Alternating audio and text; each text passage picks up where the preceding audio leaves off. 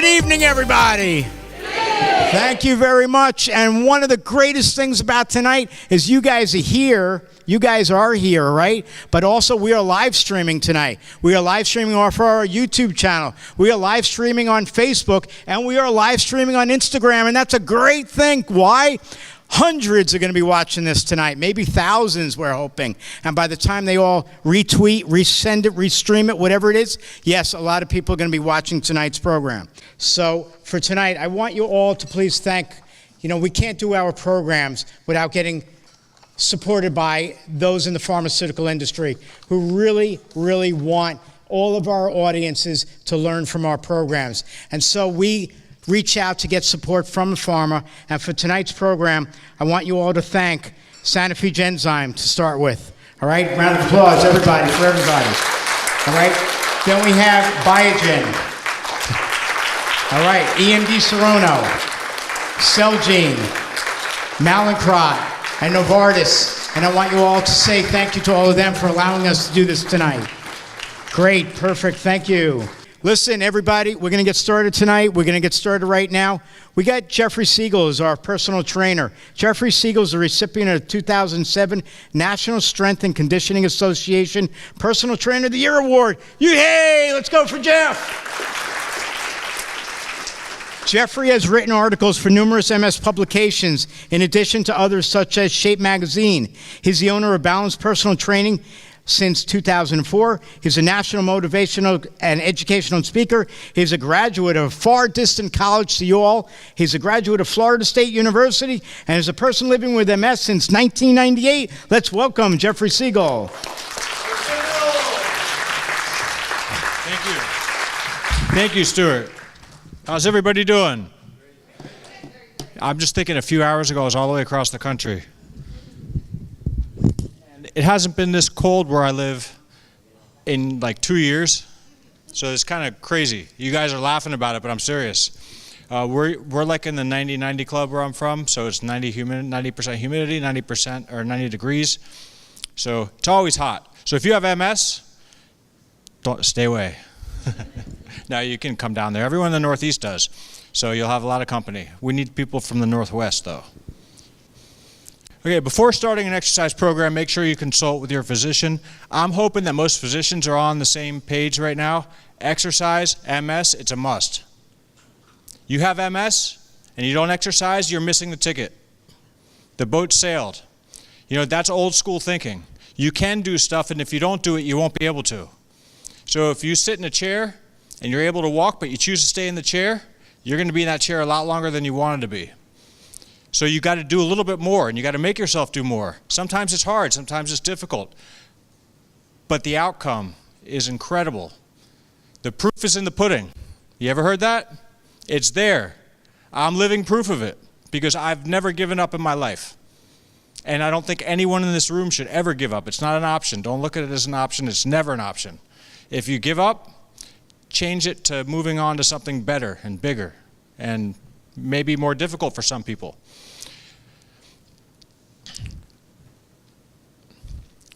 So you're more likely to do what you can do. That's pretty obvious, right? I speak with as much logic as I possibly can because people think logically. If you don't do it, you won't be able to do it. If you can do it, you'll be able to do it. What I'm here to do is allow you to do it better. If I were to tell everybody in this room you were to walk out of here with something new that was going to make you better at something, would you stay? That's a reason to be here, right? Well, I'm not the only one that's going to tell you this. There's a whole group of people that are going to be coming up here that are a lot smarter than me. I can't wait to hear what they have to say because I'm going to learn too. That's something that you should do in life is every day you got to teach somebody something. You may not even know you're doing it, but listen to their feedback because you'll learn something as well. I put that about stretching because stretching is a vital part of MS care because people have spasticity, and stretching may prevent or help overcome what spasticity does to you. Who in here likes having spasticity? I actually do to a degree because it helps maintain tone. So if you take something to get rid of spasticity and you just have a little bit of spasticity, you might get rid of tone. You don't want that. You don't want to lose muscle tone. So what is physical fitness? This is the definition of physical fitness. Take yourself back many years, and this is what you did as a child. You played and you played and you played, and you didn't overdo it to the point where you couldn't play anymore, because then you couldn't play anymore, right? So you raise the bar as you're going, and you keep getting better and better and do more and more. And then at the end of the day, if someone got hurt or something happened to somebody, what do? You run to their house and you tell their parents. Does that sound right? Yeah. And you still have the energy to do it. You don't wear yourself out. You're not playing in the NBA Finals. It's not the very last shot that after that you can retire and you can't walk the rest of your life. That's not what we're looking at. We want to walk. We want to move. We want to do everything we possibly can because we have the ability to. And if we don't do it, we're wasting it. I don't want to waste that, and I know you guys don't want to either. So make sure that whatever you do is a little bit more than yesterday, maybe a little bit more than the day before, but leave a little bit left because something could happen. You never know. You got to get home, right? You can live in the gym, though. They don't like it, though. So your outlook on tomorrow plays a major role in how you feel right now. So if you look at tomorrow as being something horrible, right now you're probably feeling pretty bad. But if you see light, and the light's tomorrow, and the next day, and you see that you're going to be able to do a little bit more, and you're going to push yourself and do more and more, you're going to be happy right now because you feel that sense of accomplishment. You may not have got it yet, but you will because you think that way. And if your goals are up here, and it's difficult to get to them, it doesn't mean change your goals, change your direction. That's it. Change the direction in which you want to get to the goals, because goals are goals. There's not only one way to get to your goal. And I'm sure you've failed before. Failing is part of success. How many people have succeeded without failing? If they did it once, most likely. So how many people don't exercise because they don't have enough time? I'm taking that away from you guys because if I ask the question, why don't you exercise, there's someone in the room that was thinking or would say, I don't have enough time. So I break it down. There's 1,440 minutes in a day.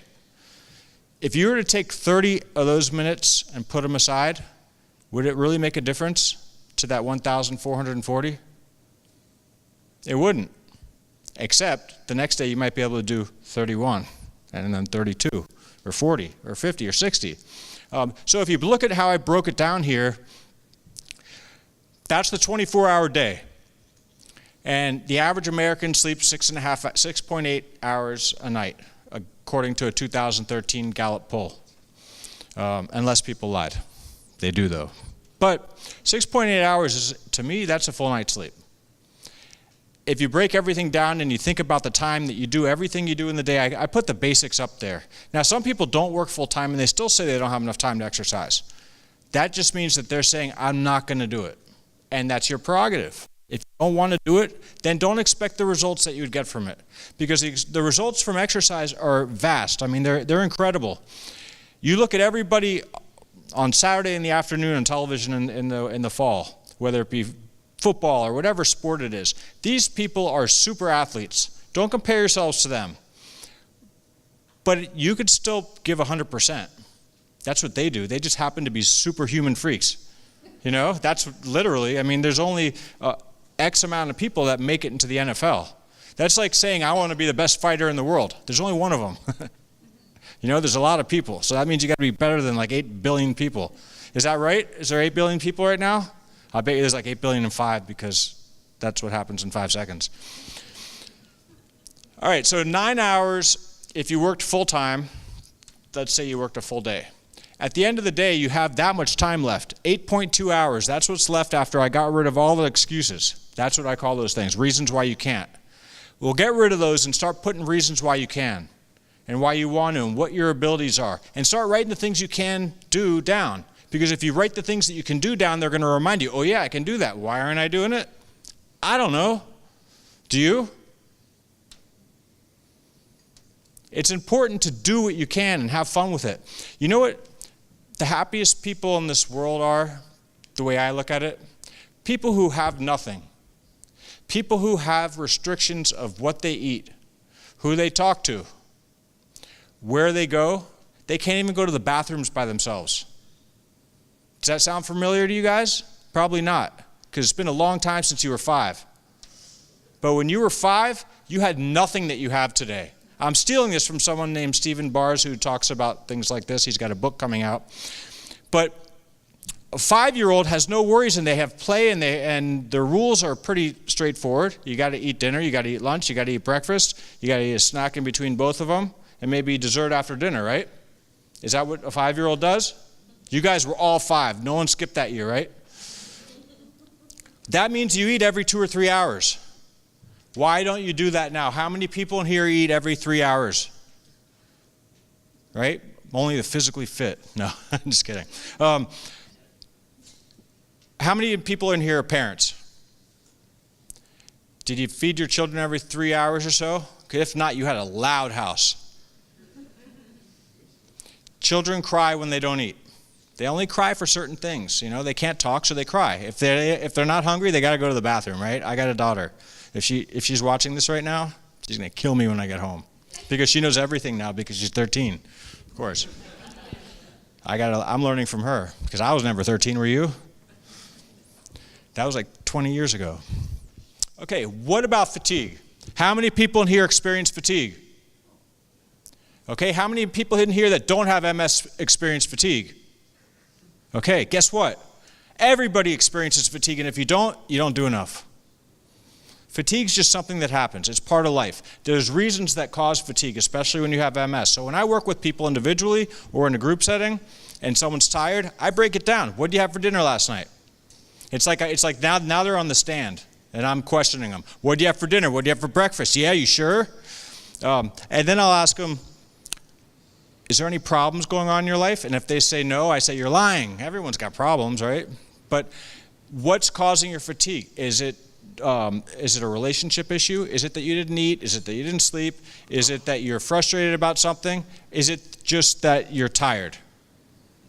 I mean, it could be anything. But if you can figure out one of those things, you can't say, hey, it's because I have MS. Because people who don't have MS have fatigue. How many people in here don't have MS think that their fatigue is just as bad as the person next to them? And the person next to them can close their eyes right now because you'll get smacked in a second if you don't. Okay? Because I get tired. I got tired before I was told I had MS. But I've had MS a long time, so sometimes I tend to forget that I'm one of those people. So there's all kinds of meds and all kinds of different things that you can do. But guess what? If you exercise and you have ever experienced what endorphins do, they're anti-stress hormones. All right? They eliminate stress. Someone says, gosh, I'm living with stress. How do I get rid of it? Go run around. No, that's too stressful. Come on. Really. Do it.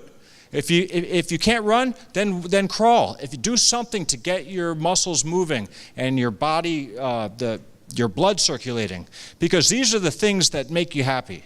You may not think so right now because you're tired and it's late and you're waiting for food, and I get to talk to you before you eat, which is great. I got everyone's attention. Once you start eating, I'm gone. So if there's a certain time of the day that makes you that you know you're going to be tired, is that the time to exercise? Yes or no? I hope you said no. Just say no. No. Okay, that's not the time to exercise. Don't plan to exercise when you're going to be tired, because then you're going to also plan to say, I'm not going to do it today because I'm tired. That's just a quick way to an excuse. Okay, now I'm going to skip into planes of motion. I'm a specialist in human movement. I will not ask anybody to hyperextend their elbow or hyperextend their knee to accomplish an exercise. An exercise is an exercise. It's just a group of movements. I prefer movements rather than muscles because a whole bunch of muscles make up a movement. These are the different planes of motion that you can go on. You can go on this plane, which is a rotational plane. You can go forward and back, or you can go side to side. And then you can kind of go in between them. And this is what it kind of looks like if you saw it in a picture. You see how it's split? You can move different ways.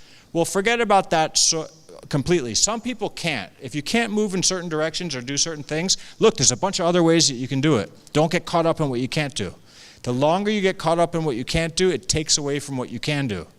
And you can do more. I'm telling you, everybody in this room can do a little bit more. You know how I know that? Because you're all sitting down. You could all be like rebels and stand up right now. Actually, I want everybody in the room that's able to stand right now. Bunch of rebels. Okay, now look around. Now, if you don't stand, I want you to at least raise one arm. Okay, you are all like way ahead of the game. Sit down. You guys all stood up. That's great. Now imagine if you did that every time someone you crossed paths with or someone came up to you, you just stood up. Imagine if you did that like 20 times. You'd all be doing squats. That'd be a set of 20. All right? So for all the people that think they can't do squats, you can, you just did. And if you didn't stand up, you still might be able to. I don't know. I don't know you that well. But if I did, I'd find out. Okay, so human movement. There's certain things you can do to tweak it. Standing and locomotion. If you can't walk, you can roll. Right? That's locomotion. That's moving. That's one way to tweak an exercise. Another thing is pushing and pulling. These are other pillars of movement. Push, pull. So if you're going to do an exercise program, you should do as much pushing as you do pulling. How many people in here work out in a gym with resistance? Okay, so if you do, or if you're just not raising your hand because you're shy, if you do shoulder presses, you should also, maybe not that day, but before you do shoulder presses again, do a pull down. That way you don't get a muscle imbalance. Pretty simple, right? It doesn't take 10 years of education to learn that, unless you're me. But for every push you do, you pull. For a press down, a lift up. Same thing with your legs. Straightening, bending, straightening, bending. Then rotational movements. Rotation happens when you walk. When you're walking, you don't just do this. Maybe if you're looking at toys, do it. You walk, you have a little bit of rotation. If you run, you have rotation. Even if you're not walking and you're doing some kind of movement, you rotate. You need your rotational muscles. That's where core comes in. Level changes, that's up and down. Those are different things that you can do to improve your workouts. How many people in here have been doing have a workout that works for you and you've been doing it for a long time? Shame on you. You got to change your workouts up. You got to change them. Roll with it. If you get strong enough to do something, make it a little bit heavier and do it harder. Do less reps or more reps if you want to. You have different outcomes you can get. Strength from this. I'm talking resistance training. Strength, endurance, power. Endurance is great. I like to work with endurance with people who have MS because endurance is something that seems to be lacking. How many people have done exercises where one arm is doing the exercise, the other one just kind of stops? Well, if it does, let the other one keep going. Don't take away from this one. That's like the kid that's not allowed to play after 6. That doesn't mean everybody has to be home at 6. Just that one person. The game's not over. He'll come back after he eats. And then you won't be able to be there. Resistance exercise. What's the best thing to use for resistance? You. If you're gaining weight, hey, that's more to work with. Right? And the more you have to work with, the easier it is to lose, because then you start burning as you're doing it, and your muscles tend to burn calories at rest. The more muscle you have, the more burns at rest. We don't want to have to exercise by just getting out of a chair because we're so heavy. We don't need to do that. We don't need to gain weight with age. How many people think that with age you gain weight? It's normal. It's not normal. Just in this area, not of the world, but in humans. Animals, have you ever seen an old fat squirrel? Where, on the dinner table? Yeah, old fat squirrels are dinner for whatever other animal eats them. Same thing with anything. You know, they get old, they get heavy, and they die, because they weren't fast enough. But we're the only species that's not really good for the earth. So if there's one thing that you can get out of this talk, be good. Do something good for yourself or for somebody else. Make this world a better place. If you exercise, if you do stuff and you're able to do a little bit more, and tomorrow you're able to do a little bit more, you might be taking something off of somebody else's plate. Maybe that person needs your help. Maybe if you start doing a little more, you can help them a little bit more. But if you removed every human from the earth would be a better place. Extinctions, all these things that go on, with pollution, we cause that. So we can fix that. And if we can't solely fix it, we can still do other things to make this a better place for the next generation. That's body weight. Free weights, dumbbells, barbells, medicine balls, sandbags, all that kind of stuff. When I talk about thinking outside of the box, what I mean is just don't think about what's in front of you at the gym. Don't think about doing a shoulder press with a bar and a bunch of weights and doing it like that. Do stuff that's functional, that relates to what your daily activities are. I mean, you're not training, unless you're training to be in the Olympics or something like that, specificity is key. So specificity to somebody might be something like practicing a broom, or practicing mopping, or practicing getting stuff out of a dryer. You know how ergonomically incorrect a dryer is? You know, when you go to reach in a dryer, this is what you have to do. And I won't do it because I know the right way. The wrong way is this. And if you were to do that to get something out of the dryer and you sneezed, straight to the operating table. You'd be like a fish when you press their back and their bones start popping out. That's what it looked like. Don't sneeze and lean the wrong way.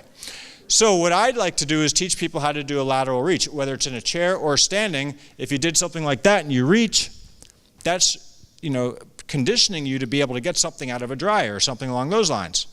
It's functional. It's something that you do as a daily activity without getting hurt. That's why these types of, that's why I threw sandbags in there, and medicine balls you can make that out of anything. That's why I use a sandbag, because if you drop it, it won't hurt your foot. Not that you're going to drop it, but you never know. Someone could scare you, right? That could be me. So machines, I got a flaw in this, but there's dynamic resistance, constant resistance, and hydraulic resistance. And that's aquatics. You see, I'm able to see that because I'm up here. You guys got an angle over there, right? Well, those are the different types of resistance that are traditionally worked with. Dynamic and constant. Constant resistance is something that just has resistance the whole way through a machine. There's no let up. If there's dynamic, that means there's a variable, and you ever use a machine that has like not really a round circle, but it's a lever type of system, and it's going through the curves of your strength curves. So if you're doing a leg extension like this, it will get a little bit easier when you're in your sticking point, so it'll allow you to go all the way up. Same thing with the curling machines, but those are two single joint exercises that I don't have people do unless they just want to have better looking legs or arms. The other exercises will make your arms and legs look better. It'll also make you function better. So I like more bang for the buck. If you do multi-joint exercises, it also allows your brain to work a little bit more and think about it while you're not really putting thought into, well, I'm going to do this, and then I'm going to do that, and I'm going to do this, and it's going to look like that. That's not how it works. If it is, talk to me afterwards. I don't know what I'll tell you, but we'll figure something out. There's always a solution, though. There's always a solution. When you come up with these problems, if you look at the problem, it's going to be a problem. But if you figure out how to fix it, it's not a problem anymore. Too many people look at the problems and get stuck on those problems. Okay, bands and pulleys, resistance bands. I love these things because they always have them under podiums. This is a resistance band. It's progressive resistance. These things, you can put them in a doorway. I'm not going to get off the stage because then some people won't be able to see me, but you can lock these in a door, close the door on it, not on the inside, not on the door handle, but in the door jamb. You can put it up anywhere you want, and then you can do pulls with it. So the further you pull it away from where it's secured, the harder the resistance becomes. That's one thing I like about them. You can just hold it as a constant resistance and get some isometric training. So if you were to pull something with both hands like this and just hold it here, you're working your lower back, even if you're not moving, because your lower back is preventing you from coming forward. Same thing if you're pressing something forward, you're working your abs because you're not falling back. Make sense? Like a push-up. How many people in here could do a push-up? And you know what? I want to find out who came up with the girl push-up. Bad news. Because when you learned how to do a girl push-up, girls and guys had just as much strength. It wasn't like guys were bigger than girls, and girls were bigger than guys. I remember all the girls were bigger. I was like, well, what's going on here? Am I in the right school? But the strengths are the same. So there's no reason to have a guy push up and a girl push up, unless you want a girl to have less strength in their core, because a push-up is all core. You see, people usually don't stop, they don't lose the ability to do a push-up because of their upper body strength. It's because when they're doing a push-up, and I'll show you what it looks like. A regular push-up would be like this, but when you see someone get tired, you ever see that? That's because their core wasn't strong enough. So you work the core by doing push-ups or planks or something like that. And if you can't do it on the ground, do it up against a wall where the lever arm is shorter and isn't as much resistance. Cables are the same thing. That's a cable system. And cables, there's a lot of machines that have cables, which are great because you can change the height of them, and that'll change where the muscle's working. Okay, this is what I like the most. It's the stuff really outside the box. And this is why I use this podium too. That's a furniture mover. I don't have a balloon. Does anybody in here have a balloon? I didn't carry one with me. But balloons are great. Even if you're just in a chair and you were to hit a balloon to somebody and you catch it and you don't fall out of a chair, you know what's responsible for that? Your core. And if you keep doing that with somebody who's in a chair and they keep catching it, what's the worst thing that's going to happen? I'll tell you what it is. It's going to break a glass on one of these tables because it happened once. I said, nothing's going to happen. Here, hit the balloon around. Bam, someone broke a glass. I said, never mind. But now I know. Bouncy balls, you know the little balls that are $1 that you can bounce, take to the beach, you can do whatever with? There's so many exercises you can do with those. You can roll them up a wall, you can roll them down, you can work with your rotator cuff just like you could with this. How many people have seen these? I drove the person next to me on the plane this morning crazy using this. I was up against the window, they were a lot bigger than me. I was not going to do this the whole way. It's happened before. So I had this on the ground and I'm doing this. They're like, what are you doing? I'm like, moving. What are you doing?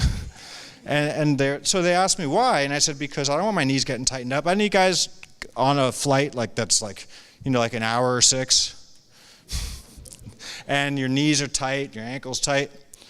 Everyone tells me when I get into my 40s it's going to get like that. And so that's why I do this. And you move them around when you're in a plane, not when you're driving. Don't do it while you're driving. If you're in a passenger seat, you can do it. But you can also do them with your arms on a wall. What does this look like? Oh, come on. You guys spoiled it. No. Yes, and it helps with your rotator cuff. It also helps you block punches if you're with Mr. Miyagi. But it's waxing on and waxing off, and it's internal and external rotation of your shoulder. Would you have done that had you not had that? Who works internal and external rotation of their shoulders? Unless you have rotator cuff issues. This is prehabilitation. Let's not get hurt, so let's do this first. Who would have ever thought of that? Okay, I put oranges and apples and stuff because I was doing it. I did a presentation once, and I had nothing to throw back and forth, and there was a table with a bunch of oranges and apples, so I started throwing those. Nobody got hurt, and they had fun with it. So one person dropped them all, though. But it was fruit. I couldn't say you dropped the ball. So find out what's best for you. Add some fun to your workout. If you see yourself doing it, you're more likely to do it. So if you think back to when you were a child and you think of what you had fun doing, it was just playing, right? You guys just played. Why'd you stop? There's no reason to stop. Something was more important than being healthy. That's what really happened. So then what happens is you make a few extra bucks when you're younger, and then you pay for it when you're older because you stop doing the stuff that was going to prevent you from having heart attacks and diabetes and all these different things that are preventable. MS is not preventable. It's manageable. That's why I do what I do, is because having MS is a great reason to exercise and move more. It's a phenomenal reason. If you don't, it's a really good reason of why you're not doing more. So this is basically what it comes down to, that if you used to run marathons and you can't walk now, don't sit there and think about running marathons all day long, because you're going to get tired without doing anything. Just like that fish who's got no arms. Now they got fish with arms, right? That's not in this part of town. So when I said the proof is in the pudding, I worked my tail off. That's what the outcome was. That's me, literally, like 100 pounds ago and 100 years ago. And I also got a picture that you guys might like, because we're in Seattle. I don't know, I've traveled so much. Who is the biggest baseball player you guys ever had drafted #1 besides Ken Griffey Jr.? Okay, no, you guys won't even say the word, will you?